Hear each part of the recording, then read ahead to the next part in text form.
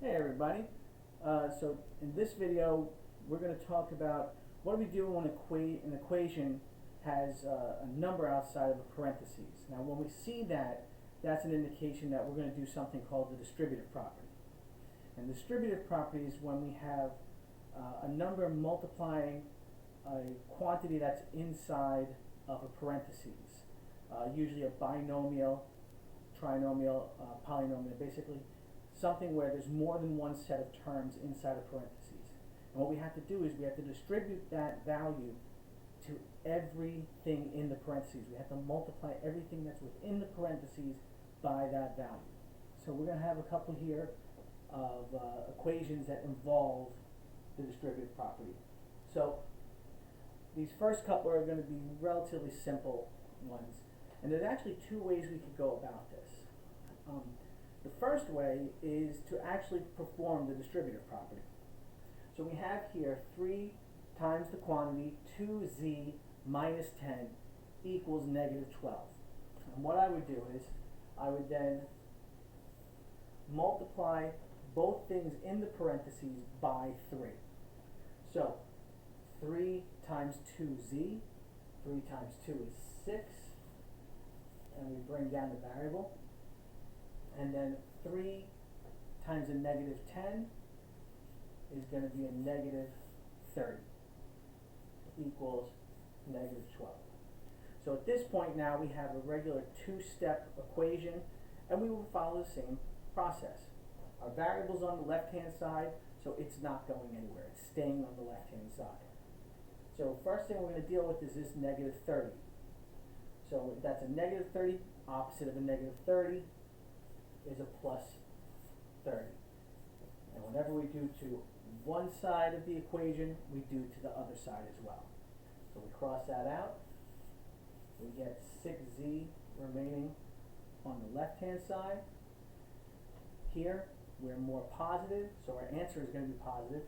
And 30 minus 12 is going to give us a positive 18.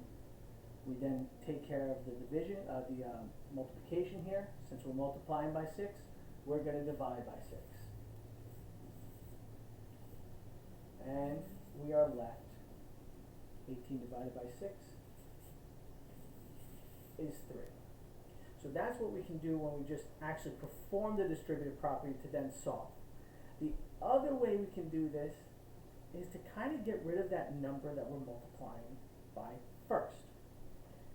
I can look at this as this entire quantity here as my variable, my unknown. I don't know what this value is, but I know I'm multiplying it by 2. And 2 times whatever is in here is going to give me 20. So what I can do is I can divide this entire thing by 2. And when I say this entire thing, really all that's happening is I'm dividing by what's on the outside of the parentheses. So this 2 cancels out, and we're going to divide this. So all that I have left here now is 3x minus 2, because I canceled out the 2 that was on the outside of the parentheses, and 20 divided by 2 is 10. So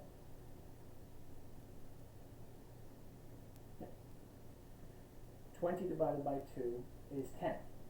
Okay? So now what I'm going to do is I'm left with the two-step equation. So I'm just going to follow my steps there. I have a minus 2, so I'm going to add 2 to both sides to get rid of the minus 2 on the left-hand side. Alright, so we get 3x equals 12, and then we're going to divide by 3 on both sides, since that's what we're multiplying by. And we get x equals 12 divided by 3 is 4. Okay?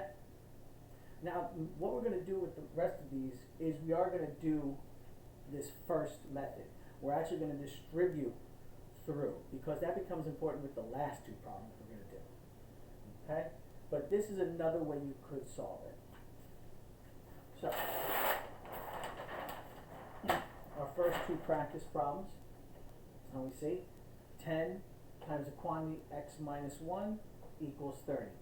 Again, I I notice I could divide by 10 on both sides because 30 is divisible by 10. I'm going to do distributive property though. I'm going to multiply through. 10 times x is 10x. 10 times a negative 1 is a negative 10. Stay with the 30. Two-step equation, variables on the left-hand side, variable stays on the left-hand side. I'm going to add 10 to both sides in order to get rid of that minus 10. 10x equals 40. Divide by 10 on both sides.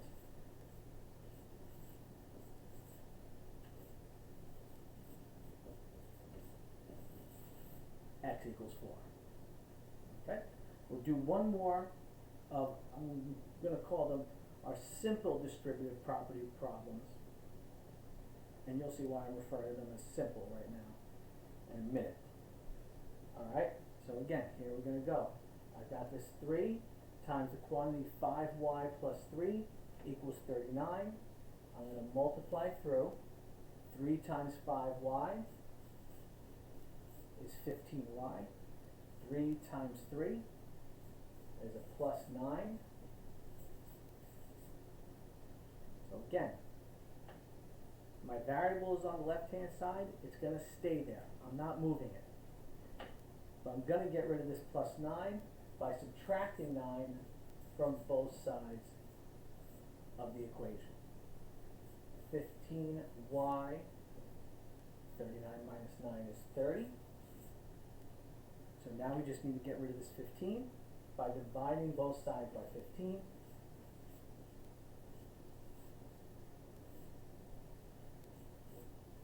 So we get y equals 30 divided by 15. Y equals 2. So you see, I was referring to these as simple distributive simple distributive property problems. Say that 5 times fast. Because all I have to do is I have to take care of that distributive property, and that's it. That's all that I have on the left-hand side. That's not always going to be the case. So these are a little bit more complex. So not only do we have distributive property, but there's more stuff on the same side as the distributive property term. So how do we deal with this? Well, we have multiple steps we're going to do. The first thing we're going to deal with is distributive property. That's always what you should deal with first. I want to get rid of parentheses. I want it just to be that every single term is outside of the parentheses, and if I have to combine like terms, I can do that. So I have here 2 times the quantity, negative x plus 4, then outside plus 5x minus 3 equals 11. So the first thing I'm going to do, multiply that 2 through to everything that's in the parentheses. 2 times negative x is a negative 2x. 2 times 4 is a positive 8. And then I'm going to write everything else that's on there down because nothing else changes. Okay? So now we have negative 2x plus 8 plus 5x minus 3 equals 11. Whole lot of stuff. But if we look on the left-hand side, we have like terms. Remember, a like term is anything that shares a variable that also has the same exponent. Namely, if I have an x and I can combine it with something else that has an x, but I can't combine it with something that doesn't have an x or has an x squared or some other x to some power that's not just x. Okay? So when I look at this, I see that I have this negative 2x and I have this positive 5x. So I go negative 2x plus 5x. Well, I'm more positive, so my answer is going to be positive. So 5 minus 2 is going to give me 3x. I also have, and I'm going to use a square for this, a plus 8 and a minus 3. Because those don't have any variables on them, I can combine them because they are like terms. Okay? So 8 minus 3, I'm more positive than I am negative, so I'm going to put a plus. 8 minus 3 is 5. And notice, I've done nothing to the right-hand side because that 11 is all by itself. So we're finally at a two-step equation. So now I'm going to take the normal steps. I deal with the addition or subtraction first. I got plus 5, so I'm going to subtract that 5 from both sides. Minus 5, minus 5. I get 3x equals 6. And then we take care of the multiplication. I'm multiplying by 3, so I undo that by dividing by 3. That cancels out, and x equals 2. Now again, you should always go back and check your work. Alright? I don't, because I don't have a lot of room here. But you should always go back and check. There's a lot of stuff going on here that it's easy to make a mistake. So if I took this and plugged it in, I would see, does it work?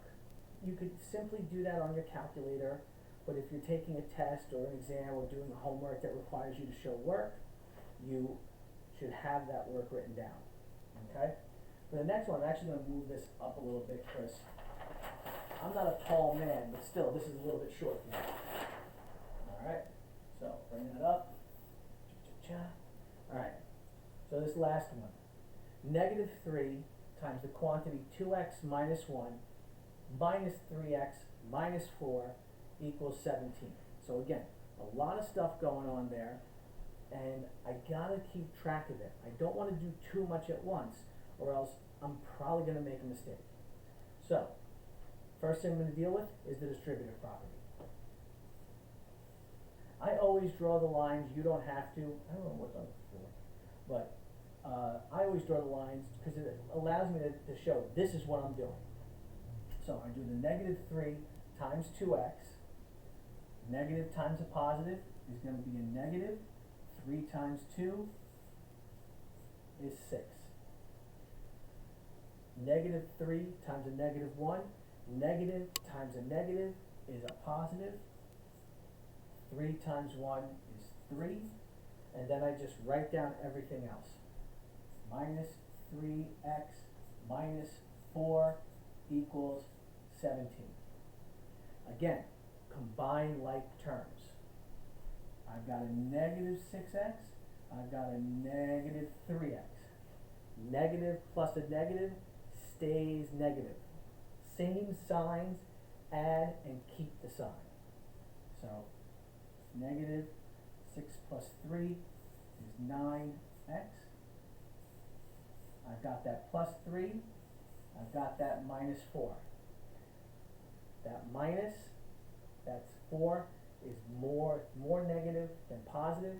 So our answer is going to be negative. 4 minus 3 is 1. Equals 17. We now only have we have a binomial here equal to a monomial. So we have a two-step equation. Start with the addition or subtraction first. We have a minus 1. Opposite of a minus 1 is a positive 1, so plus 1.